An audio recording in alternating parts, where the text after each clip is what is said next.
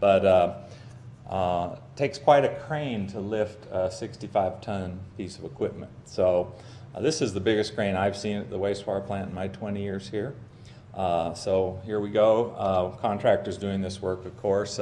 When they lift it off the trailer, everybody's just kind of holding their breath a little bit. Then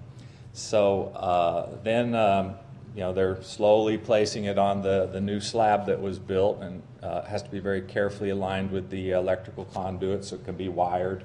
But I want you to look down in the lower right corner. See these folks? That's my staff. They know where to stand when somebody's lifting a 65-ton generator, so they're way off in the distance. Of course, we are all wearing hard hats and safety gear, and then we're relieved once it's set, everything's wired up, get the grounds restored, and we're ready to run that plant. Any power outage, we can be self-sustained for up to 36 hours. We can even co-generate power back into the system through peak shaving. So excellent improvement, should last us 25 years. Okay, now I'm going to move on to the water treatment plant improvements, the largest of the overall projects in the bond package. So there was kind of 4 or 5 major elements that I'm going to share with you. We have a brand new 1 million gallon finished water storage tank.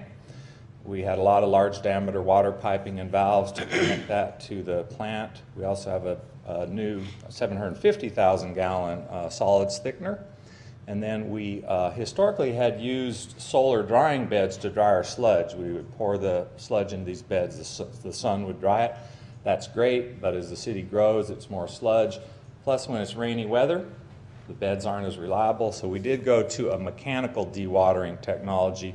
We still have half the drying beds because they work well at certain times, but now we have a centrifuge that can dewater sludge before it goes out to the farmland, and we beneficially reapply it as a recycling to the farms.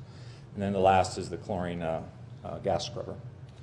Okay, so if you were standing here, it looks like a bomb went off or a meteorite hit and left this giant crater. It's probably bigger than half a football field, but this is the foundation of our 1 million gallon, new 1 million gallon tank.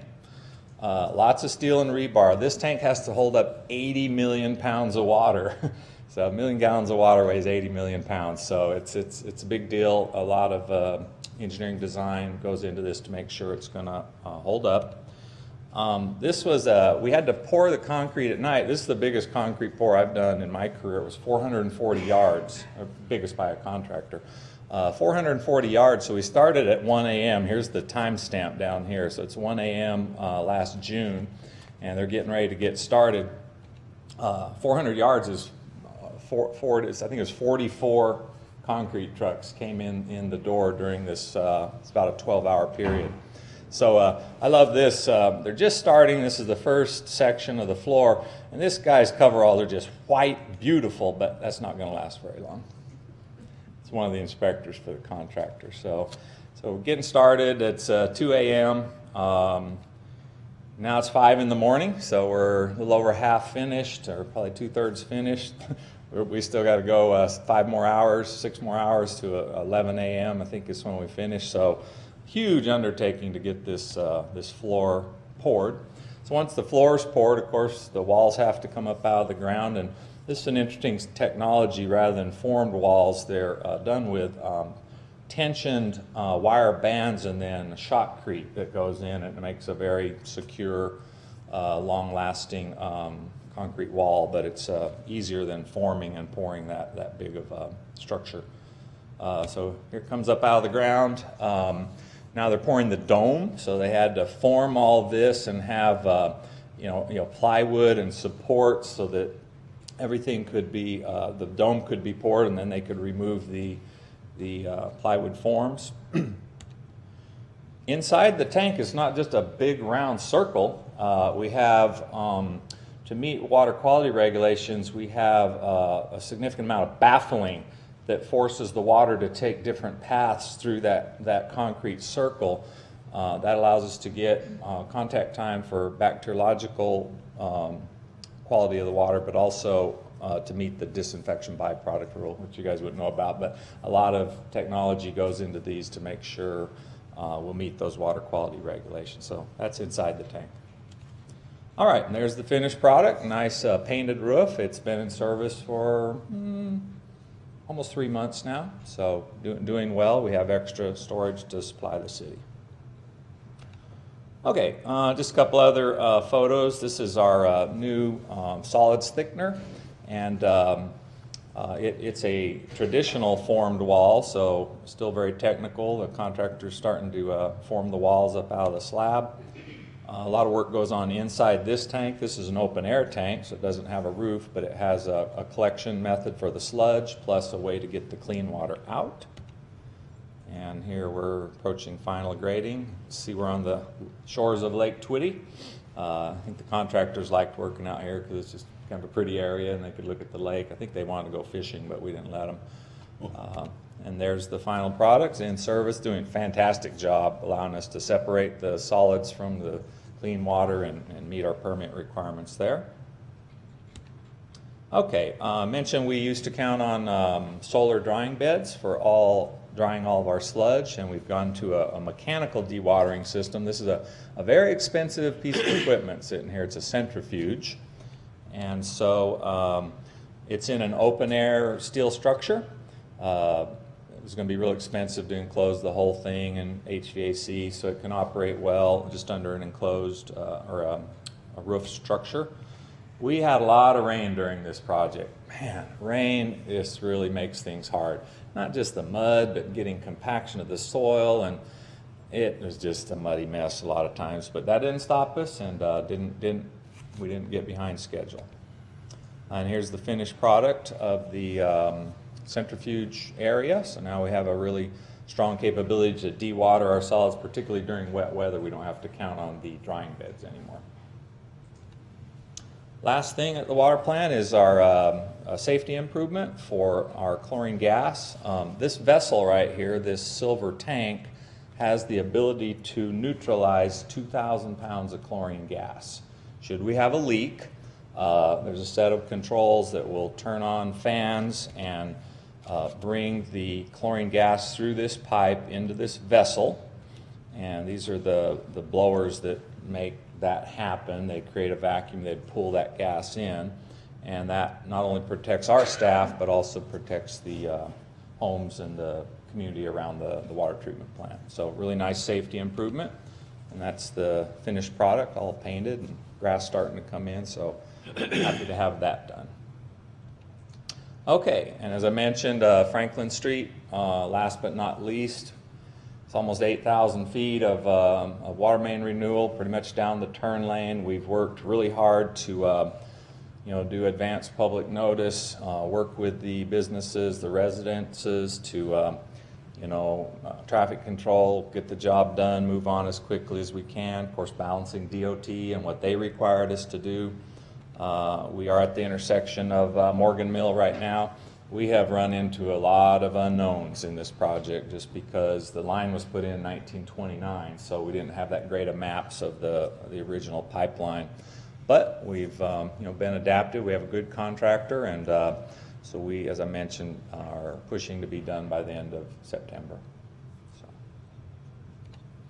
Okay, so that was the list. Appreciate all the support from council and finance in getting this $12.1 million.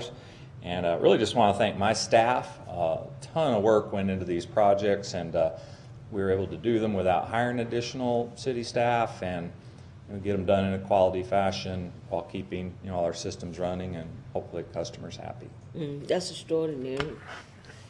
Good job, Good job. Thank you. There were two other projects I'd like to highlight because they were just, I feel like, a really strong accomplishment. The first one was the airport water main loop. This was done by our internal crews. It's the largest pipeline project ever completed by any city crew. Just under 10,000 feet of 12-inch ductile iron pipe.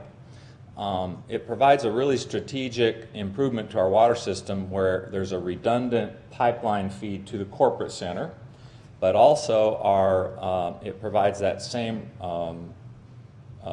redundant loop, a pipeline loop, for our county Catawba supply. So in a situation where there was a water main break on Airport Road, we now can move water across the airport out to Rocky River. So But we had never tackled a project this big, so I challenged my staff to do that. Very proud of them. We handled the design and permitting internally. The total cost was around $400,000, but if we had bid this thing, it could have been $1 million or more. We think we saved at least $500,000 by doing it ourselves. It was tough work. It was muddy, but they got it done. We had great cooperation with the airport. Peter helped us with the FAA permitting, and that was just a huge, huge internal accomplishment without going out to bid, because we knew we would probably get really high bids, and that was completed last May. The other one is Lake Lee. Whew. Hurricane Florence wasn't kind to us out at Lake Lee, so we started by engineering a new debris boom so we could protect the dam from logs and other things coming. The debris boom was set to go in first, and then repair the flashboards. So we went out to bid on that. We sent it to 14 contractors, got one bid, and it was double what we thought it should be. We thought it would be around $400,000. Came in at $780,000. So we dropped back and looked at what could we do to the boom system, and particularly these concrete anchors I'm getting ready to show you. We kind of modified the design, and I challenged my crews to do the boom part of this, not the dam repair, but the actual debris boom. And so we brought that to City Council and revised the budget to $395,000, but we saved at least just right at $400,000 by making this switch. We did renegotiate with that one contractor. They are still going to do the repair of the boards on the dam, but our crews are doing the debris boom that'll protect those boards. I'll show you. And the concrete anchors, I'll just say, I mean, it's the largest single concrete pour I think of any city crew. We poured, the first anchor was 125 yards. That's about 11 concrete trucks. And I'll show you those here in a second. But this is the concept, and you've seen this before, so I won't go into it. But the boom is angled on purpose to direct debris to a place where we can clean it out easy. This is kind of how it'll look. It'll be these large orange buoys, and they also have a screen hanging below them, so have a double protection of the dam. Here's our crews. These guys are used to laying pipe, and I said we're going to do concrete, and we're going to do a huge block of concrete. This is a 32 by 18 by 5 foot deep, so getting the foundation prepared, well, digging the hole, foundation prepared, and these forms, we rented the forms. It's a really technical pour from our perspective. Of course, the rebar steel, they really rose to the occasion on this one. We had to pump the concrete from the parking lot of the golf course. Lynn, we were taking care of the golf course fairway for doing this concrete. So luckily, the golf course had a planned closure of a 2-day closure, and so we scrambled and coordinated the concrete pour to be during a time where the public wasn't on the golf course, so that was great. But we were in and out in one day, so this was just fantastic. But that's about a 600-foot run of pipe to pump the concrete out to these giant anchors. So here we are, the D-Day had arrived to pour this gigantic anchor, and like I say, these are our water resource crews. These guys are used to running backhoes and putting pipe in the ground, and here they are pouring a big old concrete pour. So I just totally impressed with what they're able to do. Here's us standing off, just kind of making sure everything's going all right, but it was quite an accomplishment. Here's finished product, stripping the forms, and that's what it'll look like, but the chain system that'll hook to the buoys, this should be very secure and hopefully withstand another Hurricane Florence.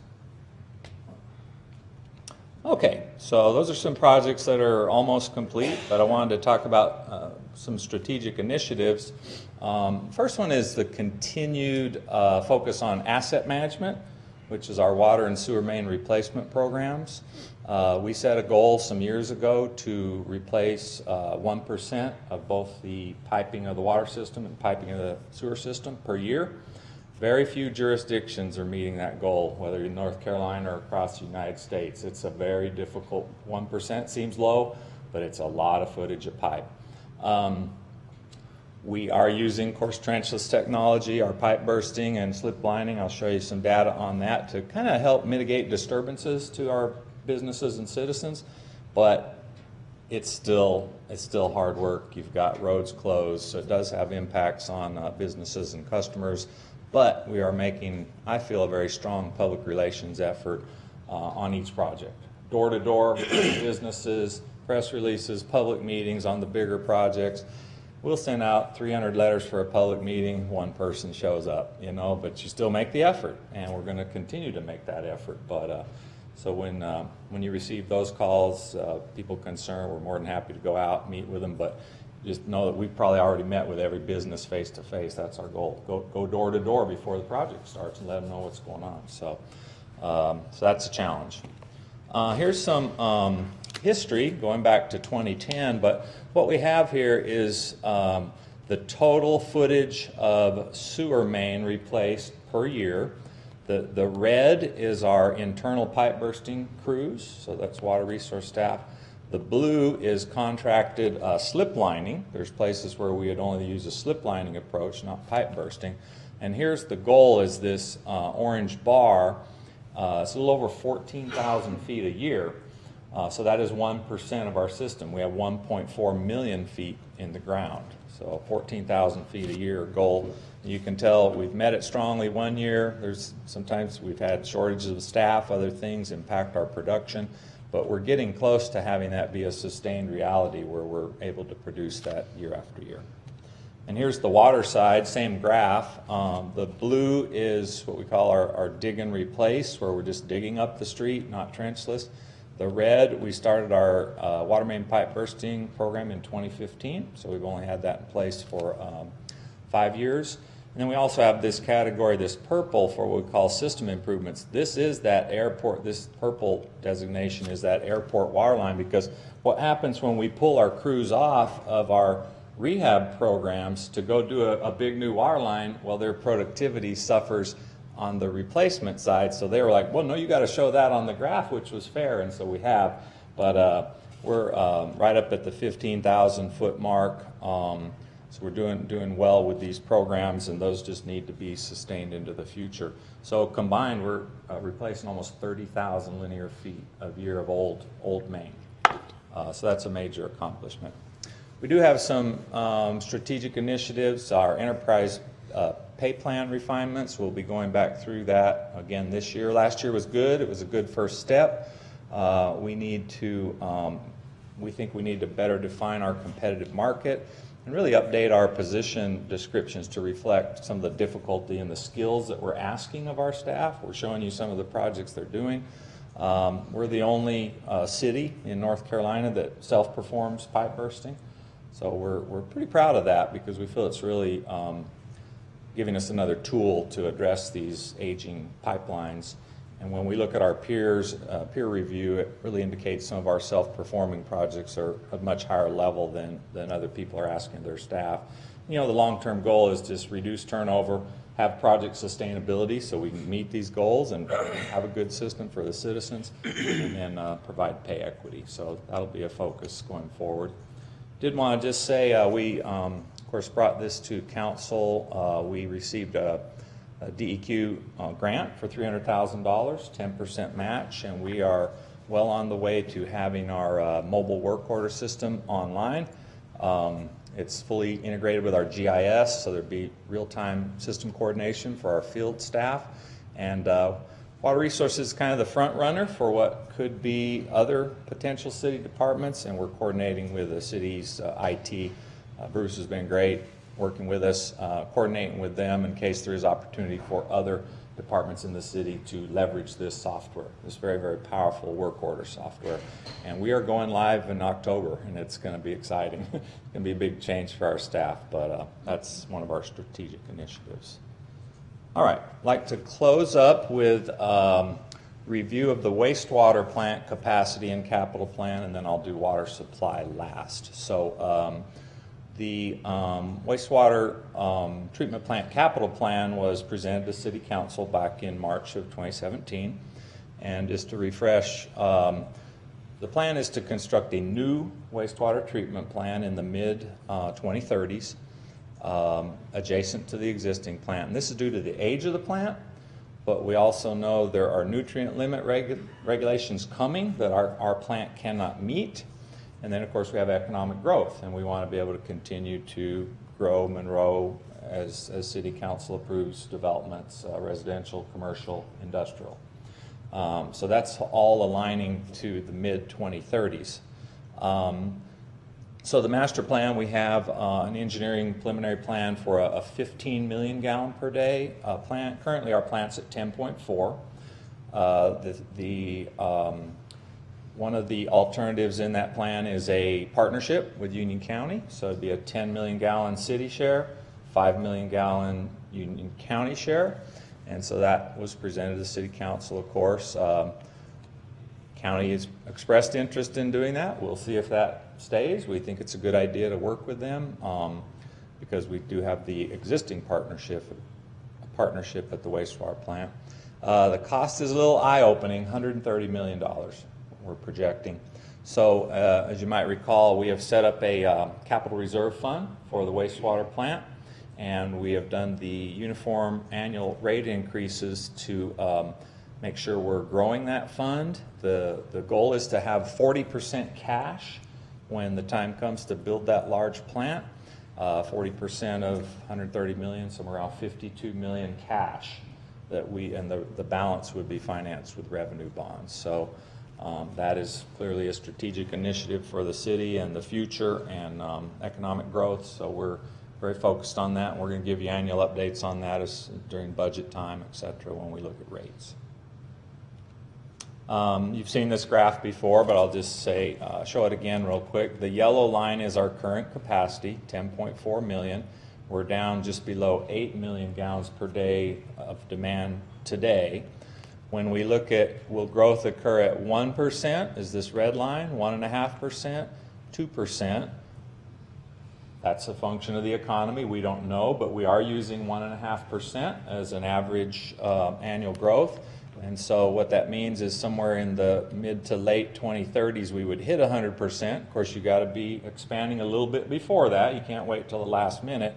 So we're in that 2023 time period. This yellow jump represents that new plant that would be a 15 MGD plant, 10 MGD city, 5 MGD county. So that's how we do an analysis each year to see, well, are we on track? How's our flow? If for some reason the city started growing faster, we could then advance the project, move the project sooner in time if necessary. Okay, last topic, our water supply capacity update. Back in May of this year, we brought to the City Council our local water supply plan, and that was adopted. That is a NCDEQ requirement. It shows that our current supply should be adequate to meet an average day demand out into about 2050. And that's also using the 1.5% growth comparable to what we're using in wastewater planning. And then we showed you back in May, even though that seems like a long ways away, we need to be always looking at potential options. So potential sources would be the Rocky River, additional partnerships with the county and their Yadkin regional system when that comes online. We do have a reclaimed water master plan that could be in our portfolio.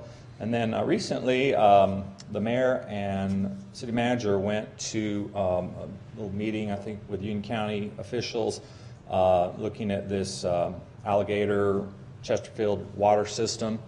And we have opened a dialogue with the county staff at my level. But I did want to tell council, and I think I mentioned this to the mayor when you called, Mayor, was we did look at that in 2008. I found all the records. I thought, I think we looked at that, Mayor. So I looked back through the files, and sure enough, we had done a cost analysis and a rate projection. What would it mean? It's a long ways away.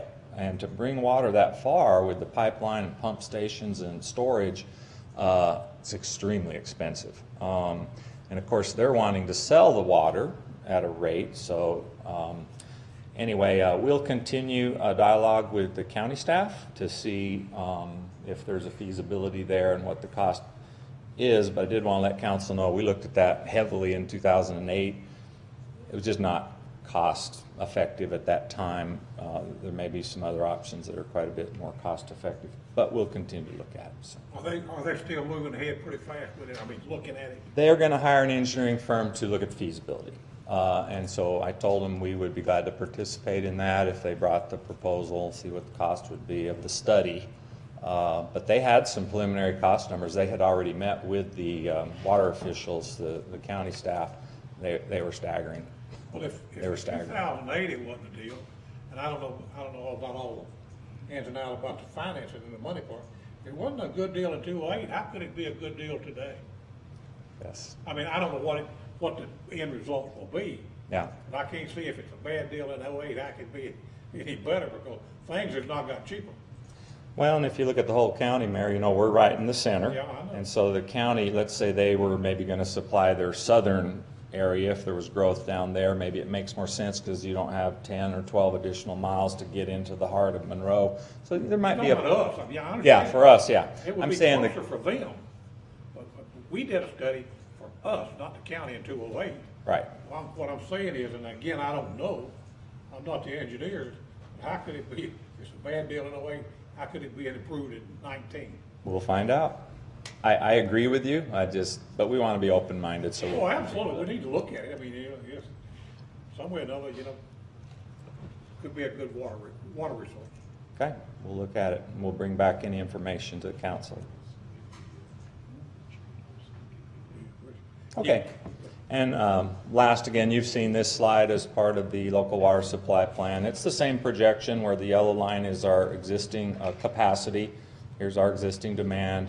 If we grow at 1%, 1.5%, 2%, where will we be and when will we need more water? So it's timing out about 2050 if things progress at a 1.5% growth rate. So I know that was a whirlwind. I will be glad to answer any questions, and I appreciate. I'd like to make a comment. Yes, sir. One, I commend you for thinking out of the box. Two, I commend you for using common sense. And three, you could have easily spent another $3 million and you didn't through hard work of your staffs. That's not a good job, that's a great job. I appreciate that. And credit to my staff. Anytime we can save $2 or $3 million on 2 or 3 projects, we are way ahead of the game. And of course, as you know, I know you folks think that way, of course, the council does too. So, yeah, anytime you save us $1, we appreciate that. Well, it's our customers we're saving, and that's what. Amen. That's what matters. And quality work. Yep, good job, Russ, thank you. All right. Thank you so much. All right. Thank you, Russ.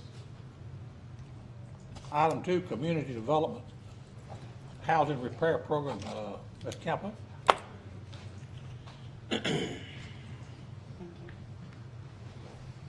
Good afternoon, council and attorney, manager, and Madam Clerk.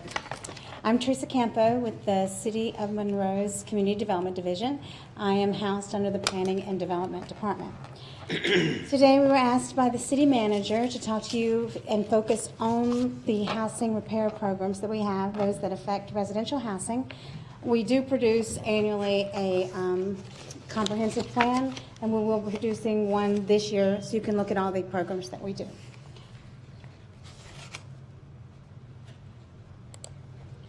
So in our housing repair programs, we concentrate on building public-private partnerships and stakeholder engagement. When the division was originally created, we were asked to work with code enforcement and owner-occupied properties and looking at solutions to keep owners in place in their forever homes and to help to look at alternatives from leaning properties. We went through and did an audit of the code enforcement files and the existing cases that they had and found that we had no owner-occupied properties that were being impacted. But what we did do is create some fair housing literature and some communications to send with all the correspondence so that we can meet with any owner that comes through and also provide guidance to tenants and investors who might be in that process for the housing repairs. So the public-private partnerships that we were able to engage in worked through our stakeholders. And we worked with Lowe's and other suppliers, some piping suppliers, and we have a whole list of those in our plan. And we looked at a way to partner with volunteer agencies, nonprofits such as Habitat and other 501c3s to provide volunteer labor while we provided some material leveraging through vendors that are here in this community that were willing to gift that or reduce it down to a very small cost. In our first year after the audit of the code enforcement files, we decided that we would reach out to the community, and we did an application, which we went and worked with legal to make sure our I's were dotted and our T's were crossed. And we did have applications that came through. We were able to assist 6 property owners, owner-occupied properties, working with a mission serve group that brought in 280 volunteers. And we were able to piggyback on a nonprofit partnership and work with material leveraging for that.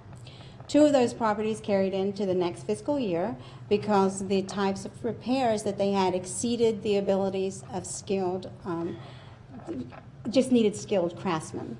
So then we partnered with Habitat for Humanity that had skilled partners to work with us to get those repairs done for them.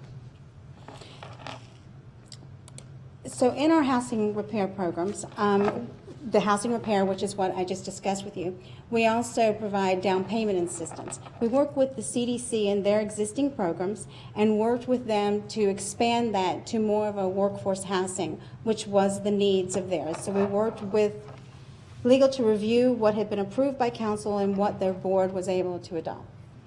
Wells Fargo, Mayor facilitated a meeting with Wells Fargo, who was looking into our area as a pilot area to create down payment assistance. The city created a workforce program with that down payment assistance that helped one of our employees, and we've had 3 people that were able to come through and benefit from that money.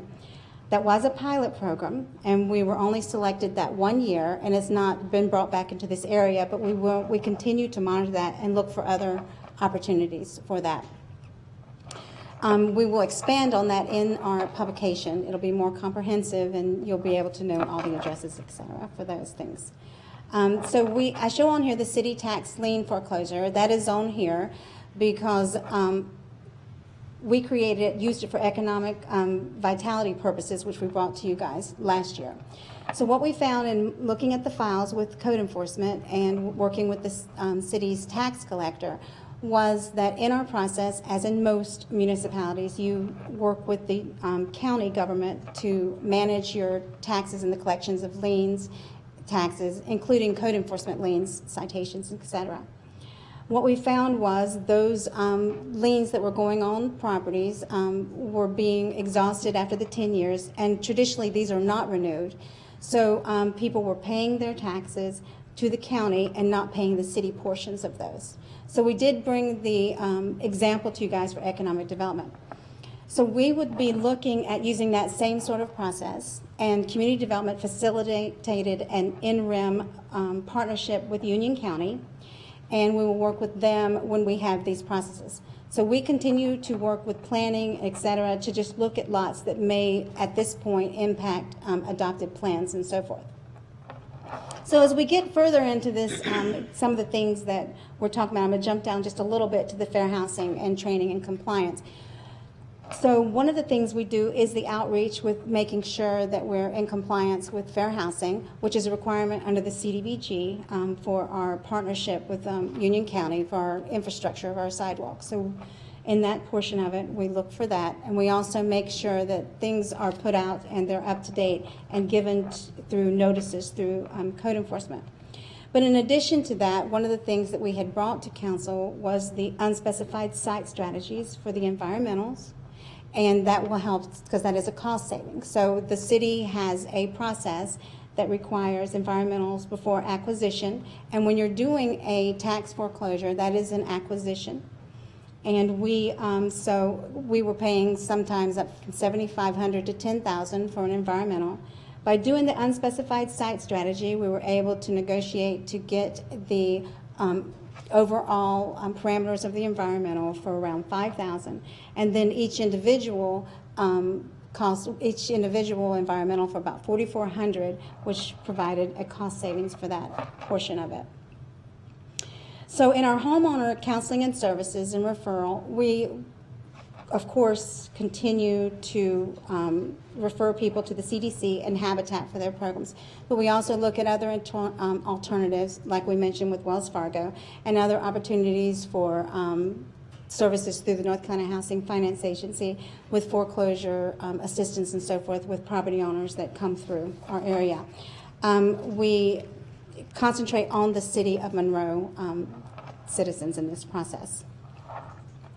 The other home ownership opportunity services that we provide was the pilot program that we developed for the city's workforce housing, which allows people who work for the city of Monroe that are meet a low to moderate income, qualified to get assistance to be able to live in the area that they serve.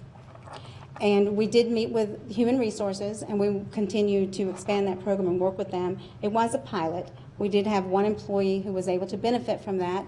We did work with others through the counseling process and referrals, but we hope to expand that with Human Resources and continue that process.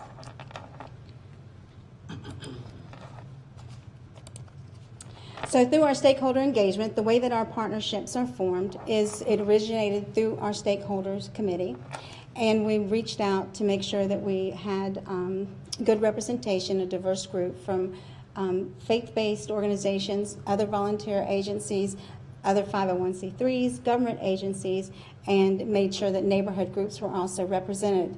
We invited members from the Board of Realtors, the Home Builders Association, the Chamber, and Veterans Administration, and so forth, and continue to expand those public-private partnerships and business partnerships.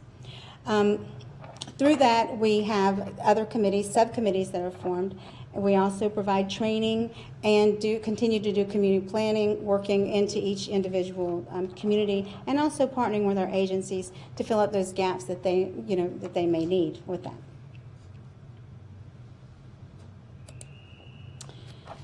So we provide material leveraging primarily in the housing repair, where we have a relationship with Lowe's primarily because they can provide shingles and the type of smaller construction.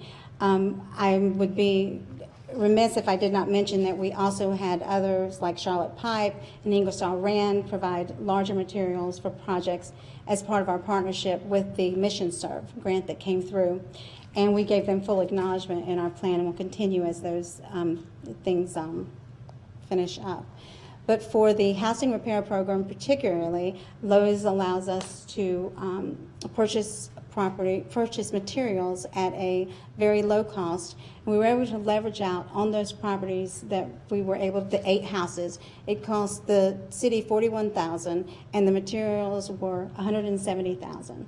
And then, of course, we got the volunteer labor for free to be able to do that.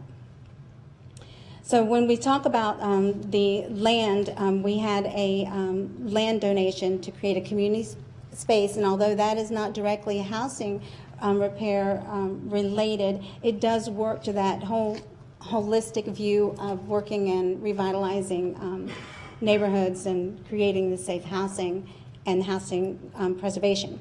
We had 2 properties that came through the housing repair by referral, one through the zoning enforcement and one through the stakeholder committee. They were income qualified, owner occupied. We were able to use volunteer groups facilitated through Habitat for the roof repair. In her case, when we talk about homeowner counseling, we provide no legal advice. We do refer people to legal aid, Council of Aging, who are partners, and so forth on our committee to provide that sort of information. But when people come through, sometimes, especially with our senior populations, they may have insurance on their homes that they have not filed claims. So we'll work with them through that process. So the of our 2, one of them had an insurance claim that had not been made for hurricane damage. We were able to facilitate that, and she was able to leverage out her funds, and we were able to repair her roof through Habitat and use the money that she had gotten a portion of that, and to be able to do that. The other property owner is spilled over into this fiscal year and is located in the historic district, and we're working with a nonprofit agency to do part of those repairs, and then we are also looking to find a more skilled partner for the roof, because it is a pitchy slope roof. So I am open to any kind of questions that deal with the housing repair program, and I'll be glad to present any of them, but like I said, it's very expansive, and you will be getting this year. This housing reservation, is that like a land trust? I'm sorry? You mentioned something about having housing reservations. Is that like a land trust? Housing reservations. You know, you said something about housing reservations, like land for houses. Is that like a land trust? Well, we do manage the land trust for the city of Monroe, and that's where we would be looking at.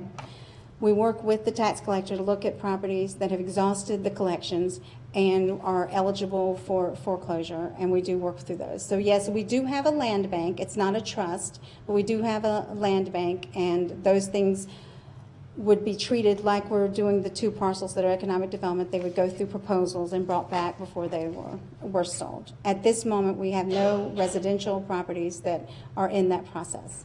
We did receive a list from the tax collections at the end of last fiscal year that we're reviewing to see which of those properties are buildable. You have no residential. Do you have any commercial? We have the 2/3 parcels that we brought before council last fiscal year that we did through the foreclosure. One of them is located in the historic district, and one of them is 106, 108 Myers, which is a parcel beside the Rite Aid over on Skyway. So both of those dealt with the economic vitality, economic development, because that was a requirement from the state, the way that it was, they were captured to come back. They could not be brought back as residential.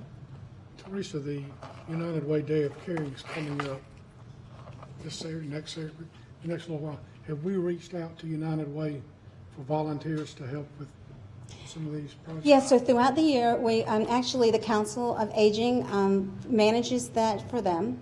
And so they reach out to us because they're on our stakeholder committee, and we go out and we help with the communications part of that, post that, and make sure it gets out to the nonprofits. The Day of Caring concentrates only on exterior of properties, and it's mostly like cleaning, small repairs, painting, and doing handicap ramps. We did reach out to them for the Haynes Street property that we're working on now to get him on the list.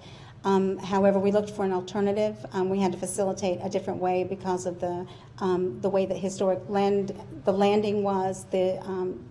They said it was just too hard for their group. But we do work with them, and we do refer people to them, and refer our homeowners to them, and we will layer. So like the lady who had her roof repaired and her ceiling repaired, et cetera, she had some other things like needed some painting on the exterior and pressure washing. So she was referred to them. So yes, we do work with them, and we do ask them if they have gaps in their grant, like needing porta-johns on the property and dumpsters and that sort of thing that they can't get under their grant, that we will fill that gap for them. Okay, another thing that I think any of us that ride through the city, I think Franco had a post yesterday evening. In what way can you reach out to the tenants, especially in public housing, what day they can put mattresses, TVs, whatever? We're constantly seeing that, and the city's taking a beating on social media every week because it's kind of like the whack-a-mole. Somebody over here puts stuff out on the wrong day, and over here. The people that are in these houses or apartments, they need to have somebody who's in charge maybe go and knock on their door and say, if you got something to get rid of, your trash day's Wednesday, put it out Tuesday night, not Thursday or Friday or Saturday. Number one, it would keep the city, the crews, from having to scurry around, and number two, the city would look better. Number three, social media wouldn't be beating us to death over it. So I am community development, that is, but I also, Anna McCrae, who is with the Housing Authority, does sit on our stakeholder committee. And I had the pleasure to do a ride around with code enforcement, I do know that they are, I'm going to refer it to Lisa because she's their supervisor, but I do know that they have direct numbers with going to have the dumpster. They'll call the people there on the property. I'm a witness to that, so it's not hearsay. When we were riding around, they were calling the property manager out there saying, hey, someone's dumped again. One of the feedback was that every day they'll come and put things out there, and that is part of it. but I will be glad to include that. We're having a stakeholders breakfast in September for the committee, and I'll make sure that we talk about those things with Anna and what we can do. What is it that we can do? Maybe we can create some sort of nice permanent sign. Maybe we can, do something with them. But that would be something that also, even though it's not directly part of housing repairs, it does create that environment of community place that makes people feel safe and inclusive. Yeah, just a notice of what date, just put Wednesday night or whatever. I mean, come on, it can't be that hard. They just need to be informed. Please don't put it out earlier, or maybe there'll be some repercussions if they do. And maybe that's something where I can facilitate in creating some signs and so forth for them, and I'll work with them I think on it'd be that. time well Is there spent. anything you would like to add? No? Okay. I'm interested in the stakeholder committee. Who is on the how many entities or individuals are on the stakeholder committee? We have approximately 25, and we can constantly are expanding them. There is an all-inclusive list in the plan, which I'll provide you. So when we first came, I went to the newspaper and looked at high-profile churches. So we have the African-American church represented, Spanish church, now 2 represented. We have a primarily white congregation that was active in the community that is also represented. We have the Home Builders Association, the Realtors Association. We have Habitat for Humanity, the CDC. We have a representative from Winchester. We have a representative from Quality Hills. We have 3 other people that are on the list of distribution. They don't necessarily come each time, but they're invited. We have North Carolina Works is on our committee.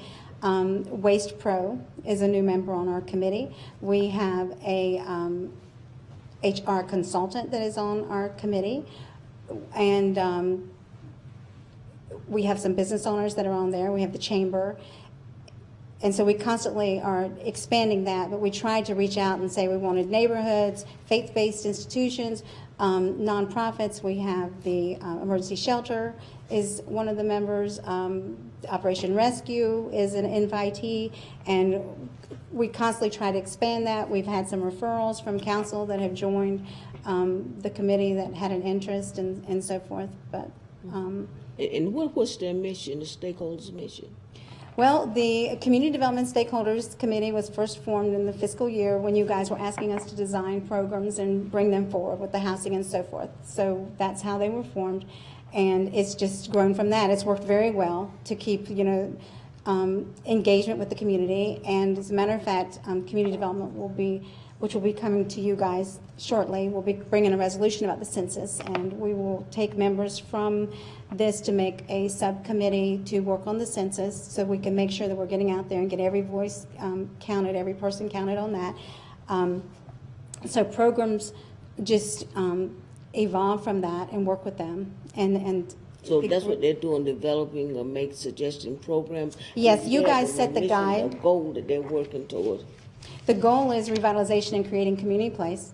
It's creating a place that is inclusive of all people and focuses on healthy housing, revitalizing neighborhoods, and economic vitality. So if we could focus on those three things, individual and unique to each community within a community, then that's the focus of the group, and that's why it's so diverse, to include all those members. And when is your next meeting? The next meeting is September the 12th. It'll be a breakfast for the stakeholders, but anyone, You just can't let me know invite if you're yourself. coming, so I can make sure I have enough food for everyone if Yeah, you'd I like to would be come. the 12th. Can you email us an invitation? Or me? Sure. Thank you. I will let you guys know about it, and of course, you'll be welcome to come. It is a working committee. This one will have UNCC's Urban Institute is going to be coming to this one because they're reaching out to the metropolitan area of Charlotte to see what services we need. They're going to start trying to do some small surveys, so they'll be coming to this one. And then the census representative. But the census representative will also be coming to your general services committee and will be coming to your council meeting also. So he's there because we want to engage these stakeholders to be able to start thinking, how are you going to get your communities forward? But yes, that is our community development stakeholders. And we did present that group to you guys the first year when it was hired, just to have some way of having buy-in to these programs, having partners into these programs, and trying to deliver some of the things that you guys had asked us to bring forth. I can see that could be a good thing. Now, the private or the individual stakeholders, did they volunteer? Were they selected? The individual stakeholders, That's on the committee. they were invited. And then then it kind of expanded if people came in. Like on Concord Avenue, we needed to have a meeting place, and it was the new, we had always met there, and it was now a Hispanic church. We asked to have his meeting place. We wanted him to come to the meeting, so he was invited as a stakeholder. We had, if someone comes in and they take an interest of doing something within the community, and they are willing to work and bring forth stuff, they get invited to the committee. I always look to expand it. I try to keep it manageable. So what we're doing now is looking at we'll be forming subcommittees from that, which will be the census. It will not take all the members, delegates from that, because we How do. long do they have a term? How long do they stay on the committee? This is not a formal committee. This is just an informal committee, and it's an informal committee of recognized stakeholders, and these are the people that I count on when we have community groups, when we have work that needs to be done, and when we need to get the word out, like if we're opening up a program, whatever's happening with the down payment assistance. Even though we partner with the CDC, we can't depend on them to be able to get the word out to everyone, so they need a partner. So we say, well, what do you need? And we try to get those things out, to people. Mrs. Campo, if you've invited council to attend, if you could notify the clerk and myself if more than 3 members of the council agree to attend, because then you potentially have open meetings issues that we would want to make sure are handled. Okay, thank you. Well, and like I said, you can decide. We are going to, this is a working committee. I want to stress that it is an informal committee, and some of the things that are, I want people to be free to say these are the programs we need, these are the things so you guys decide. We do bring our programs to you, and we will bring each individual activity you find out about those things. We bring them to you, like the foreclosure program and so forth. It is a working committee. The members, it's public, it's published in here, which was given to you. So you can decide whether that's something that you want to attend, or maybe I would have a separate meeting and introduce the stakeholders to you and invite council in, if that would make things easier. No, the point is, if you are aware that more than 3 are attending, you must notify the clerk and myself, because Okay. we are concerned about open meetings issues, because this would be, it would create the appearance of a quorum of council being present. So we want to make sure that we take whatever steps are necessary to at least advise the public as possible that the quorum would be there. So please notify us. Thank you. Do you think it would hamper people being free and open, what they said, if council members were there? Honest answer. Well, honestly, when the committee was first formed, they had asked if there would be, who was going to be attending. Would it be council? Was it something where council was listening? And I said, no, this is a working committee. Although we're subject to council, anything we do comes through that process. It may not, you have to use your judgment. You're the boss. You tell us what you want us to do. It is a very informal. It is a working committee. Sometimes things are thrown out there, and then we just kind of put them in the parking lot and work on, other things, because we know what you want. And even though we want to do everything, we know what council is looking for. So we do try to facilitate and drive the meeting to stay on focus, on point of what we're doing. So. Okay, thank you. Good points. Any other questions, Ms. Campbell? How much money does the county get as a part of its entitlement status from HUD right now? The county gets almost $1 million, but we only get a portion of that, and it's divided between How much the of that do we get? Well, we've got 57,000 last year, and we had already received 387,000. Frankly, the timeliness issue with the grant, the county has not met their timeliness issue, so we have not received our construction award until all the cities. We're working and we're within our parameters, but it is a partnership. So as it is now, the county is trying to meet their timeliness issues. So all the municipalities are doing a monthly report. We are in the right-of-way acquisition stages of that process. And once that is completed and we have fulfilled all the drawdown minus the 10%, then we will look to get our reward for the construction funds. And then that'll be completed, but the project is behind schedule. And so right now they're on their timeliness. So as it is, When will this particular drawdown of the county's entitlement funds, when will it end? How far along are they in that? we're 1 year over the deadline, so we're under a timeliness. So when entitlement cities do not draw down their funds within the parameter time, they are put on the comment period. We're not under a finding, but we are under a comment period, which means the county has to do monthly reports, and each municipality, including us, has to do a monthly report. And until we draw down our funds, we won't get any new awards. So right now, we're still working from the original award. We are in last year, we had asked for the construction funds, but due to the timeliness issues, we were told we would need to wait till they got that next deposit. So we were given 57,000 of additional money that was on the table. We applied for it to be able to, that was originally for a different municipality. We put an application, got the 57,000 to bring it in for the design phase. So now we're in the acquisition phase, which we got funds for, but we haven't received our construction funds. This is for the sidewalks? It's still for the sidewalks. It's the original grant. When would you anticipate that the county would be able to draw down or be able? Ask for additional funds. Ask for additional funds. We will, our construction for the city of Monroe will not be completed till 2020. Okay. So they will open up a new application period in the first quarter of next annual year. But whether or not we get an award on that is hard to say because we have not drawn down our funds as a group. Okay. Well, I would hope that the next time we are eligible to receive some monies as a part of our partnership with the county for their entitlement status, that we will look at housing needs because I know that is one of the things that you can address with CDBG monies.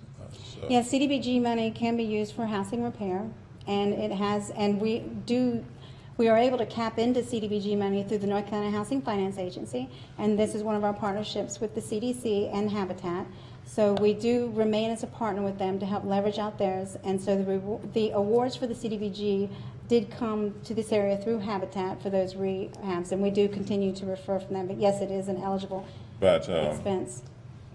But the monies, if we'll designate housing as our primary concern with our entitlement status with the county or our entitlement partnership with the county, that is money that's a lot closer to us that doesn't have as many strings attached as going through North Carolina Housing.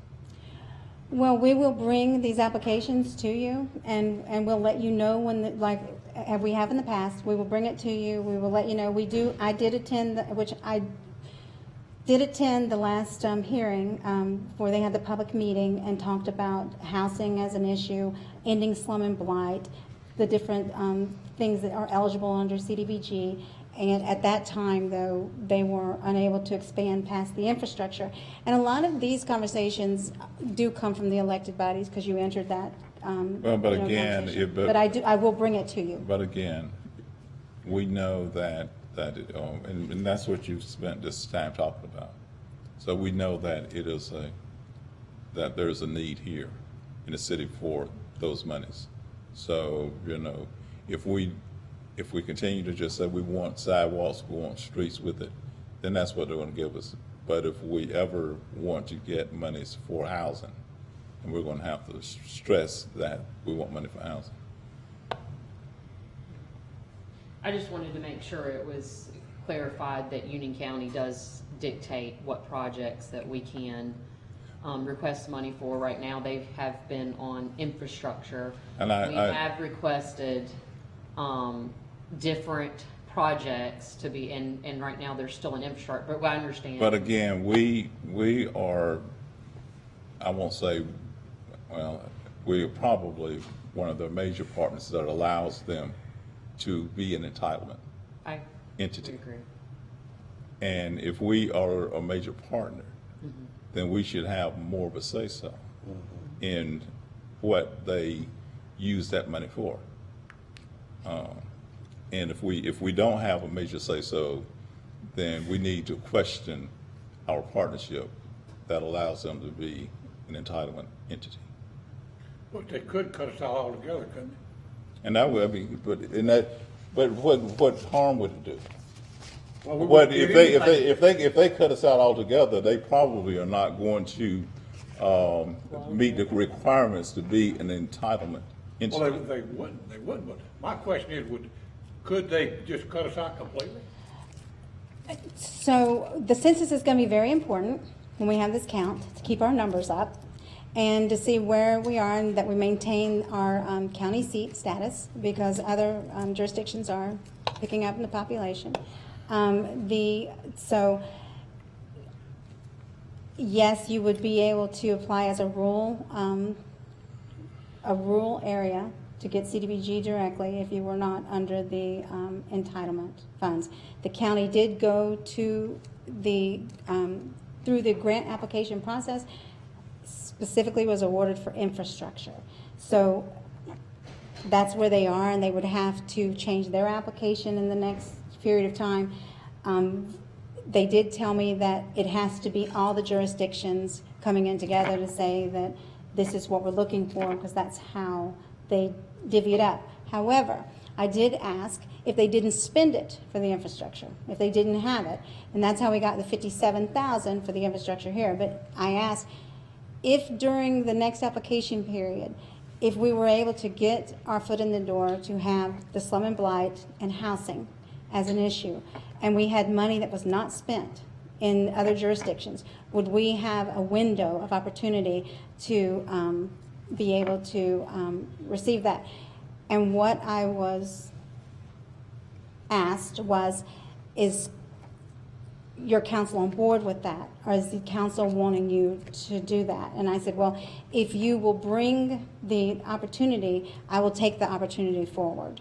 And when there is an application period time, I know we spoke when I was originally hired and the division was created, we talked about those types of things, the slum and blight and so forth, and the burden on the general accounts, and how we needed additional money to come in. As long as we're under this partnership, we're not eligible to apply for many, other funds. But when we're in this as a partner, we are under their application for the county. Could we ask them, when they do the application, could we ask them to put in for some money for housing instead of whatever else? I mean, I wonder if they would do that specifically for us so we could get the money for housing. Like I said, the feedback was, what is your council's position? Because it's the council with the county commission that have those conversations. And I couldn't speak for council. I just said, if you have that opportunity and you'll give it to me, I will present it forward. But yes, those are things that we are a partner. And so when you have those discussions for those applications, we just renewed our 3-year partnership last fiscal year with them, but it did not get new money. Well, maybe we can ask them to do that and see what the flavor is. The next question I have, we talked about, did you say 57,000? We received, it was the gap. How does that stack up with the other municipalities? We're still the largest recipient. We got the largest. Okay, so what you get Well, I'm is based on your population. It was based on planning and development having a shovel-ready project. And so they were able to put money in that, and that's why we were able to get the additional $57,000, because we another wanted the largest jurisdiction didn't pot. have it. Okay. Very good. Any other questions? All right. Mr. Jordan? Thank you. Okay. Thank you, Ms. Campbell. Good report. Thank you very much. Does the council have anything before we adjourn? 5:10. I'm sorry? Recess, Mayor. A recess. I just called it the wrong word. We're gonna recess it. If there's not, council don't have anything at this time, we recess at 5:10 and return at 6 o'clock for the regular council meeting. Thank you very much.